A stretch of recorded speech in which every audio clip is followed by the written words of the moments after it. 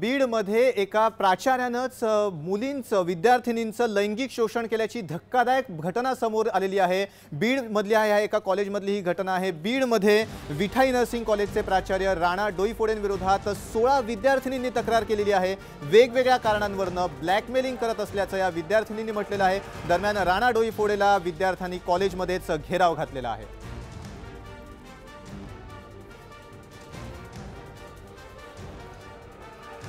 बीडमध्ये प्राचार्यानंच कॉलेजच्या विद्यार्थिनींचं लैंगिक शोषण केल्याचं समोर आलेलं आहे। विठाई नर्सिंग कॉलेजचे प्राचार्य राणा डोईफोडेंविरोधात 16 विद्यार्थिनींनी तक्रार केलेली आहे। वेगवेगळ्या कारणांवरून ब्लॅकमेलिंग करत असल्याचं या विद्यार्थिनींनी म्हटलेलं आहे। दरम्यान राणा डोईफोडेला विद्यार्थ्यांनी कॉलेजमध्ये घेराव घातलाय।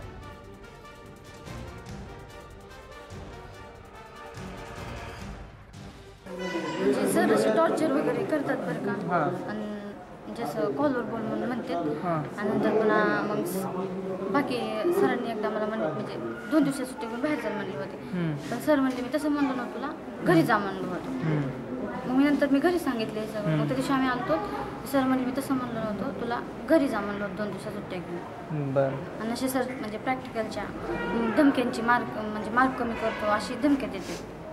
खूप बोलतात काय फिरून फिरून बोलतात, मी असं करेन, तुम्हाला तुमचे डॉक्युमेंट देणार नाही, तुमची कशी वाट लावायची तुम्ही लावतो, असं माझं ऐकलं तर चांगलं आहे। असं प्रॅक्टिकलचे मार्क्स म्हणतात की आमच्या हातात आहे, तुम्ही जर काय केलं तर मग आम्ही नापास करू शकतो, की तुझं अख्ख्या जगात ॲडमिशन होत नव्हतं, ते मी घेतलंय फक्त, म्हणजे तुम्ही ॲडमिशन दिलं म्हणून काही बी करताल का? माझ्या स्वतःच्या बहिणीसोबत हा प्रकार घडला, म्हणून गेल्या 4 महिन्यापूर्वी मी या कॉलेजची मॅनेजिंग कमिटी, या कॉलेजचे प्रिन्सिपल राणा डोईफोडे यांना घेऊन जे अमोल लहानेचं ऑफिस आहे त्या ठिकाणी अर्धा तास डिबेट झाली। पण त्यावेळेस त्यांनी म्हटले की असं डायरेक्टली अमोल लहाने असं म्हणतो आम्हाला की तुझा काही बाबा हात पकडलाय का, तुला काही असं वेगळ्या बाजूला नेलंय का। म्हणजे याचा अर्थ काय होतं की ज्या वेळेस काहीतरी झालंच पाहिजे त्याच वेळेस तुम्ही कारवाई करायची। माझी सरळ मागणी आहे, या कॉलेजवर कायदेशीर कारवाई झाली पाहिजे। या प्रिन्सिपलवर ज्या मुलींना छेडछाड केली आहे, सगळ्याच मुलींना, त्याच्यावर कायदेशीर कारवाई झाली पाहिजे। त्यानं ज्या मुलींचा छळ केला आहे, त्यांचं जे लैंगिक शोषण करण्याचा प्रयत्न केला आहे, त्याच्यावर जो ज्या पद्धतीनं गुन्हा दाखल करता येईल त्याला गुन्हा दाखल केला पाहिजे। खालच्या लेवलचं जे वागणं आहे ते मुलींसोबत इथं घडलेलं आहे। तरी मला वाटतं की ही जी शिक्षण प्रणाली आहे चालू आहे ती काही इथली व्यवस्थित नाही आहे। मुलींनी इथे ॲडमिशन घेतलं याचा अर्थ असा नाही की त्यांच्यासोबत इथे काहीही घडू शकतं आणि काही घडायला पाहिजे असा अर्थ होत नाही आहे त्याचा। जे काही इथल्या प्रिन्सिपलनं जे मुलींसोबत गैरवर्तन केलेलं आहे त्याच्याबद्दल इथल्या मुलींतर्फे मी कायदेशीर कारवाई करावी असं मीडियाला सांगते। तुम्ही सरळ ट्राय करतायत राव, ट्राय करतायत तुम्ही, ट्राय शिक्षक माझ्या मुलीला हसत हसत ह्या डोकड्यांनी त्यावेळेस आम्ही आलो, त्यावेळेस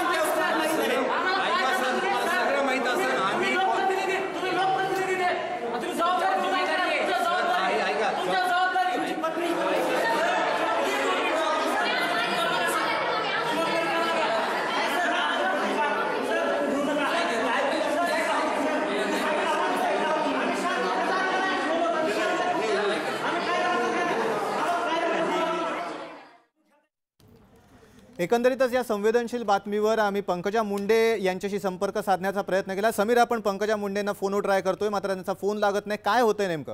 नक्कीच अनिकेत, कारण आपण बघितलं तर हा जो आरोपी आहे याचे पंकजा मुंडे यांच्यासोबत फोटो आहेत. मात्र आपण नेहमीच पाहिलं असेल की मोठे राजकारणी असू देत किंवा सेलिब्रिटी असू देत, अनेक जण ह्या लोकांभोवती फोटो काढतात आणि या जे फोटो काढतात यांचा गैरफायदाही घेतात. त्यामुळे एकंदरच या प्रकरणात पंकजा मुंडेंचा खंदा समर्थक असा म्हणून आरोप जो होतो आहे त्याची शहानिशा करण्यासाठी आम्ही पंकजा मुंडे यांची प्रतिक्रिया जाणून घेण्याचा प्रयत्न केला. मात्र पंकजा मुंडे यांची कोणतीही प्रतिक्रिया मिळत नाही आहे. पण एकंदरच हा जो माणूस आहे, हा जो आरोप आहे, याचा आणि पंकजा मुंडेंचा खरोखरच काही संबंध आहे का, तो खरोखरच खंदा समर्थक आहे का, याची आपण शहानिशा करतोय.